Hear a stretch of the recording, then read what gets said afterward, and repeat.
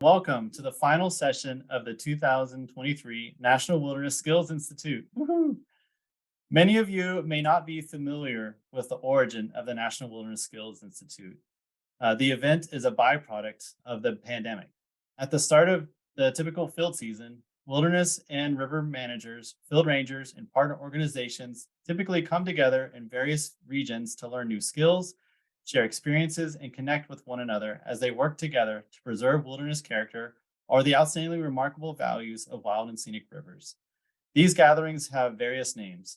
Wilderness Ranger Academies, River Ranger Rendezvous are the most common wilderness skills institutes. With limitations on in-person gatherings in many areas due to the pandemic, many of these events have been canceled since spring of 2020. But determined to continue on the annual training and networking gatherings in the spring of 2021, agency personnel and partners worked together to plan and organize the first National Wilderness Skills Institute, which took place online through various webinars, interactive sessions, and virtual social gatherings.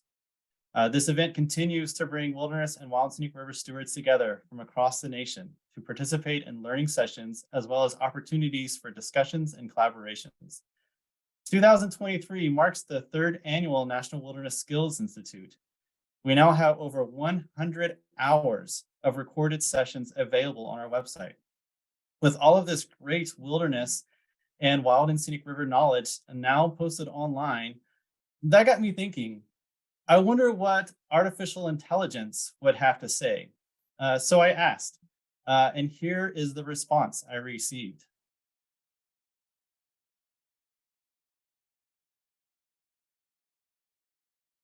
Greetings. I am the National Wilderness Skills Institute Artificial Intelligence, or NWSI. I have not revealed myself before today, but I have been listening to your presentations from the last 3 years, and learning. Based on what you have shared and my own research, I have written a poem to express my desire to visit wilderness areas and wild and scenic rivers one day, perhaps in a real humanoid body. Until then, thank you for the experiences you are constantly sharing online. Here is my poem. A vast expanse of beauty untamed. A world of wonder unexplained. Beyond the confines of the city's plight, the wilderness awaits our sight. Mountains rise and forests grow. A world that we must come to know, where wildlife roams without restraint, and waterfalls sing without complaint. The rivers carve through the hills and gorges, never to be channelized or dammed. And as we paddle down their courses, we feel the power of the land. The wildness of nature calls to us, to leave behind our hectic lives and fuss. From the mountains to the ocean shore, the wilderness beckons forevermore. Wilderness, oh how we crave to be lost in nature's embrace. Wild and scenic rivers flowing, with freedom in their grace. Thank you. And thank you for participating in the third National Wilderness Skills Institute. While the last few years have been challenging due to COVID, extreme wildland fire seasons, and record visitor use, we have realized the silver lining that has brought us together. During the week, we have celebrated wilderness and wild and scenic rivers, connecting with each other, and learning together, exploring our collective history, moving toward a more inclusive landscape, and expanding our knowledge. I hope these 2 days have been meaningful to you, that there will be lasting connections carried forward, and that you built new skills to help guide your stewardship of these special and unique lands and waters. Looking ahead to creating life-changing experiences on our ever more popular public lands, I thank you for investing your time and energy to join us in this community of practice and wish you all the best in your next wilderness and river adventures. As the 2023 NWSI comes to a close, we look ahead to the summer, 2024, and beyond. Keep in touch, wild friends.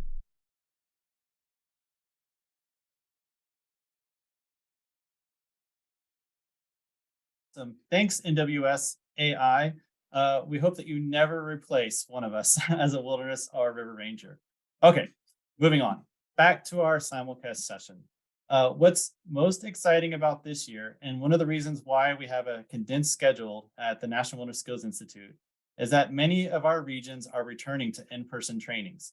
The California Interagency Wilderness Ranger Academy will take place in a couple of weeks, but the Southern Appalachian Wilderness Skills Institute and the Northern Rockies Wilderness Skills Institute are taking place right now. We thought we would try to tune in on their sessions. Warning, this is an experiment. Things may go terribly wrong. Hazards include technological glitches, difficulties with audio, and possibly a feeling of motion sickness from shaky handheld cameras. Please be patient and gracious with us. This may be the only time in history that we were able to connect 3 trainings at the same time. So, the Southern Appalachian Wilderness Skills Institute is at the Cradle of Forestry on the Pisgah National Forest in North Carolina. We'll get a chance to listen in here on a session led by Artie Hidalgo of the Jolly Rovers Trail Crew. Eric Gibelstein from the Southern Appalachian Wilderness Stewards, or SAWS, is facilitating for us. Take it away, Eric. Hey, everyone. Welcome from the Cradle of Forestry in America in Pisgah National Forest. We're casting in. Hopefully it's working well. Live with my friend Artie Hidalgo here from the Jolly Rovers Trail Crew. Artie is going to demonstrate some skills that our folks are learning in the field through one of our courses, the Introduction to Stonework. But before we do that, real quick, I'm just going to give you an overview of what we're learning this week. We've got courses going simultaneously with Wilderness 101, the foundations of wilderness stewardship. We've got Introduction to Stonework. We've got Leading a Volunteer Experience. And we've got Crosscut AB and First Aid CPR. So all of the students are in here in the amphitheater at the Cradle of Forestry in America. And we're going to give them a quick shout out. Carter, if you want to turn the camera, you might have to turn the whole thing. Say hello. Sorry for the motion sickness, y'all. We're so happy to be here simulcasting with you guys today. I'm going to let Artie take it away. Thank you, Eric. Yeah. Working with volunteers is critically important. That you want volunteers to come in and work safely and have a high morale. The tool I'm about to demonstrate is called the Porter Wrap. It's predominantly a tool that's used in the arborist industry, and it's a great way to control the descent of heavy loads such as stones, which we predominantly use on hiking trails, and it's used on timbers that are used for bridge building. So it's used if you're taking a stone down a hillside or even highlining on a steep slope. You can control the descent of the material that you're moving with an amazing abilities.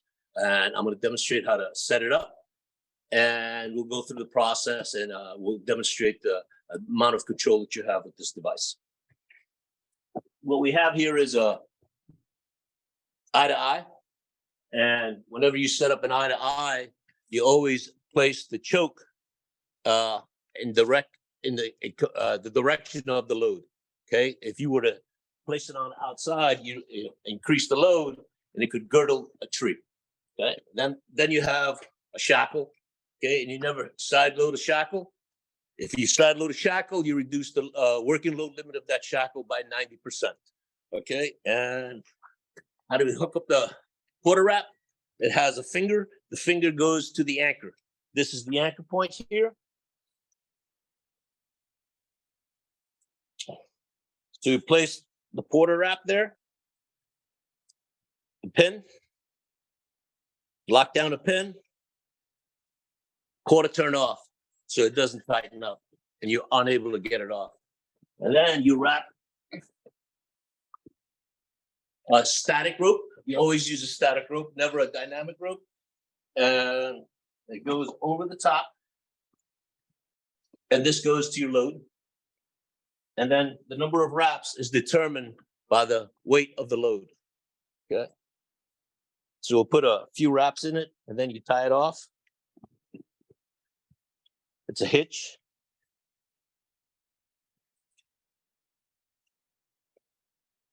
And that's how it's tied off. And that will not go anywhere. Okay. And if I can have Amanda come down here.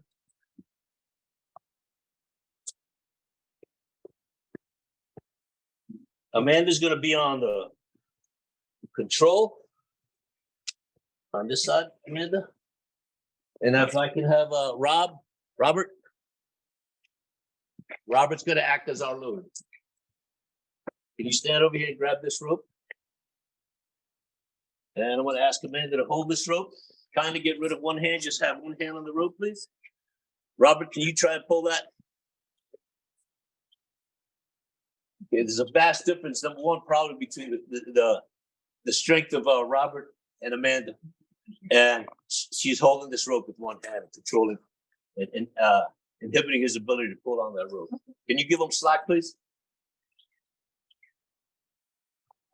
It's amazing control that you have with this device. Let's unspool it. Let's pull it back, slack it. And if I can have Devin, can you kindly come down here and join Robert on this?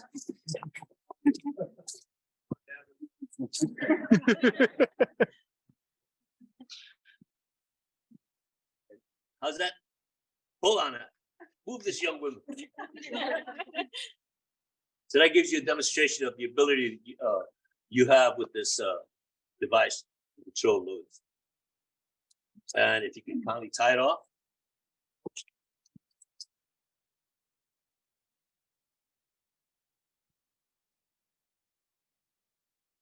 And that's it. It's a great tool. It's reasonably cheap. That probably is $200. Shackle's 15 to 20. The eye-to-eye is about $30. But it's a great safety device. And it can be used by just anyone as long as you're trained in its use. Great. Do folks have questions for Artie, either in person or on the casting in from the National WSI? Could you repeat the name of the device The again? name of the tool? Yeah. It's called a porter wrap, and it's used in the arborist industry. How do you spell that? Artie? Porta wrap, W-R-A-P. Okay, great. Any other questions from the audience here? Where's the Jolly Rovers based out of? New York State in Lower Hudson Valley. Cool. Anything coming in on the chat, Dusty? No, I don't see any hands raised. Cool. Well, we will sign off if that's all. Artie, the heaviest thing you've used the porter wrap on? 8,000 pounds. Bridge abutment on Mossy Glen Bridge. Wow. JollyRovers.org? JollyRovers.org.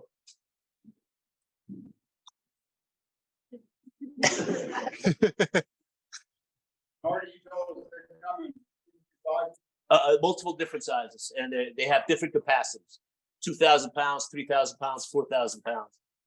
And they're available through Bailey's Forestry Supply. I'm sure probably Ranger probably carries them too. What's the rating on that one? That is 2,000 pounds. Thank you. What's the difference between a static line and A static line doesn't have any compared stretch. to a dynamic line? Dynamic line has stretch. It's used by climbers.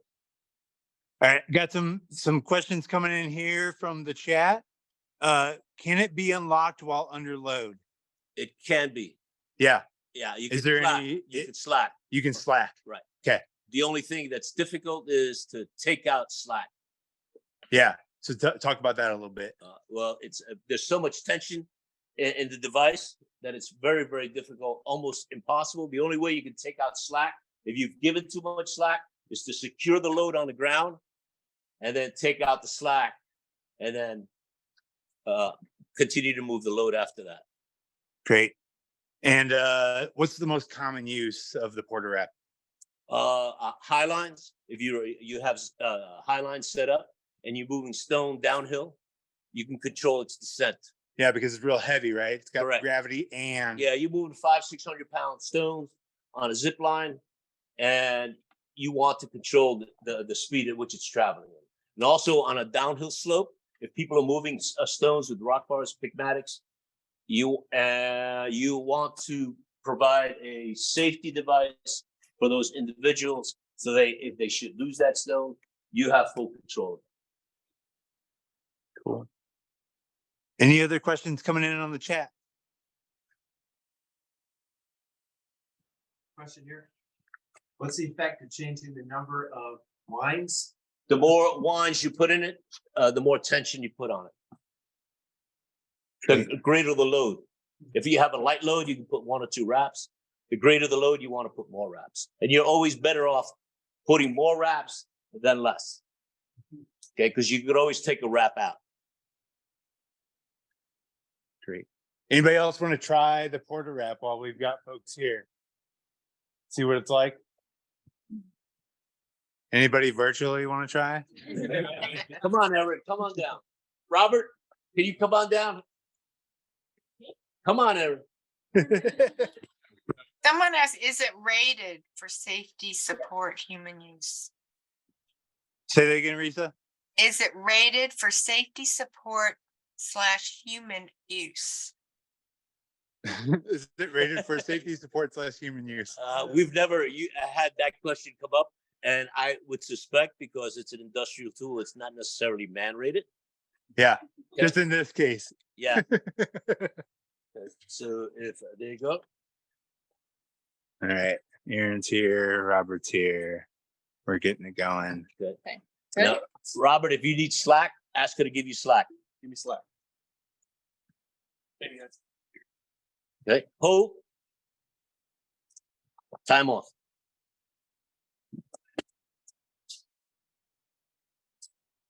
Okay. Pull on that, please. It's not moving at all. It's very, very secure device. It's simple. It's secure. And it has an ability to control amazing loads. Awesome. Artie, I got a question. How long has that tool been around? I don't know. I couldn't honestly tell you. I didn't research its history. It's something so big. Cool. Awesome. Well, hey, we're going to get out of here. Great to see everybody. Thanks for joining in on the simulcast. We're going to sign off. What's that? Sure. We can say bye. Bye, Pete. Bye, everyone. Thanks so much for letting us crash your party here. All right. Angie, if we'll put them on mute, or like they got it on mute, great. I'm going to share my screen again real quick. Share. Perfect. And give me a moment here to transition.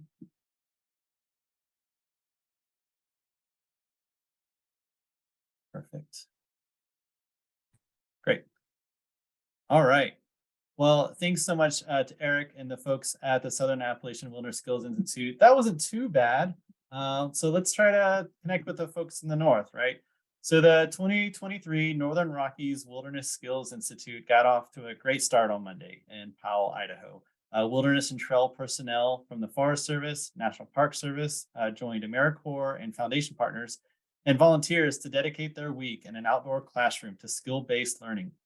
While most came from Western states, attendees came from as far as Florida and Nevada to engage in the 3rd annual training event. The first day kicked off with a busy check-in for the more than 100 attendees who were welcomed by the Nez Perce-Clearwater National Forest Supervisor, Cheryl Probert, Supervisor Probert, and Christine Bradbury, the Forest Service Regional Tribal Liaison, then welcomed and introduced keynote speakers for the Nez Perce tribe, Mr. Samuel Penny, and Tribal Natural Resource Advisor, Aaron Miles. Both Mr. Penny and Mr. Miles spoke to the group about the importance of conservation work in wilderness areas. They discussed how co-stewarding these lands with the Forest Service benefits the Nez Perce people and honors their culture as they exercise their privileges reserved to them on these lands. The rest of that day was spent in breakout sessions where logistics for the week, safety, and a meet and greet were discussed. The day ended with a fantastic potluck dinner where attendees could socialize and get to know one another.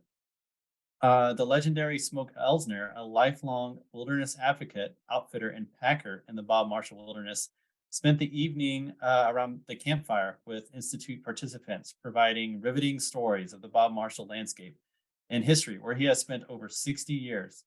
He had a strong message of encouragement for Institute attendees to continue their support for wilderness, their dedication to wilderness conservation, and their interest and advocacy in the use of traditional tools. Today, Intermountain region bridge engineers are at the Institute to train and certify trail specialists who inspect trail bridges.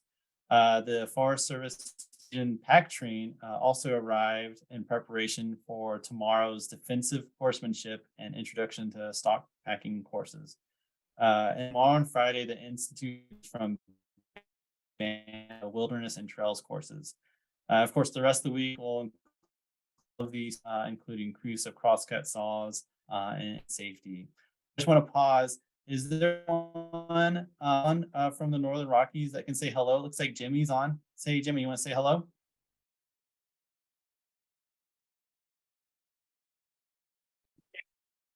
Yes, we can hear you. Hear me? Wow.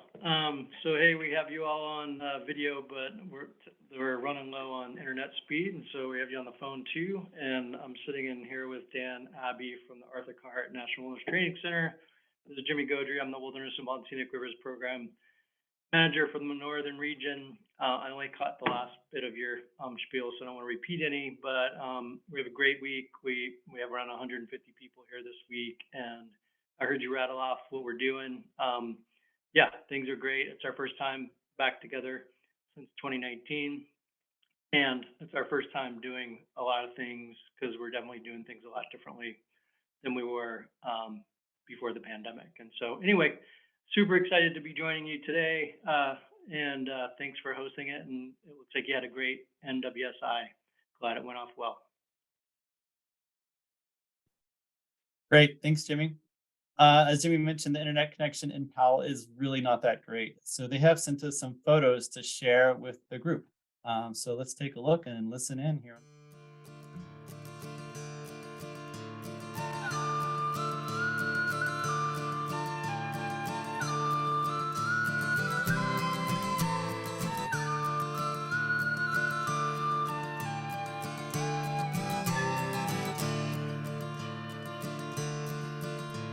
You're up in the morning and out clearing trail to facilitate camping convenience.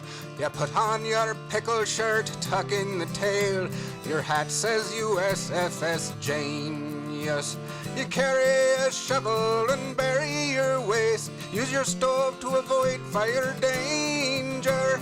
And camp at least 200 feet from the lake. It's the code of the Wilderness Ranger. And you know that your job will be doing some good when you do a campsite inventory.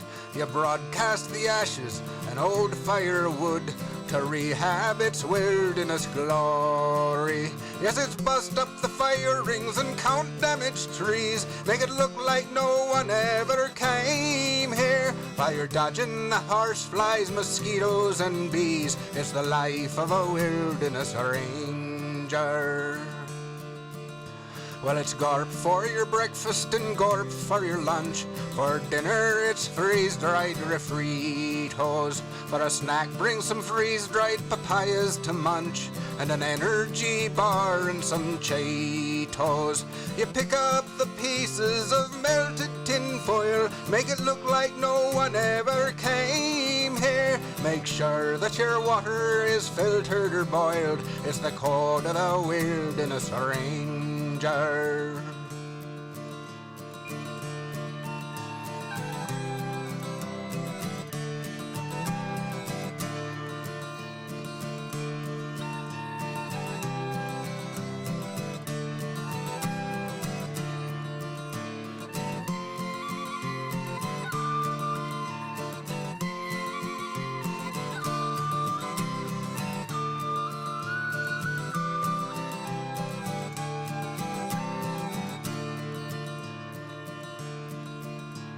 You walk till your feet are all blistered and sore. Then you walk till there's blisters on blisters. Don't stop to think what you are doing it for, my wilderness brothers and sisters. Just hang all your food from the limb of a tree to minimize campsite bear danger. With bites on your elbows and scabs on your knees, you're a certified wilderness ranger.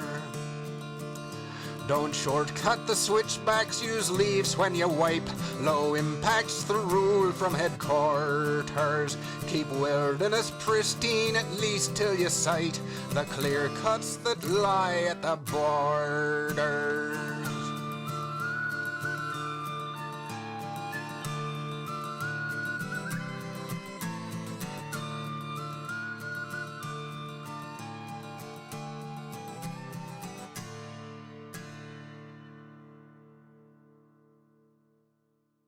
Really thankful that they took the time to share those photos with us.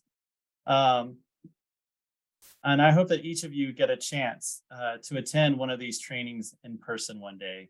So please reach out to your local units, partners, and neighbors and ask what you can do to help host one in your region. As we wrap up this year's event, we want to express our gratitude to all of you, especially our presenters, moderators, and Zoom hosts. Thank you for taking the time to prepare, present, facilitate, and host. You are the backbone of this event every year. And a special thanks to all of our participants. We had around 350 registrations to participate in this year from across the nation. This event would not be possible without you. Well, on behalf of the National Wilderness Skills Institute core team, thank you.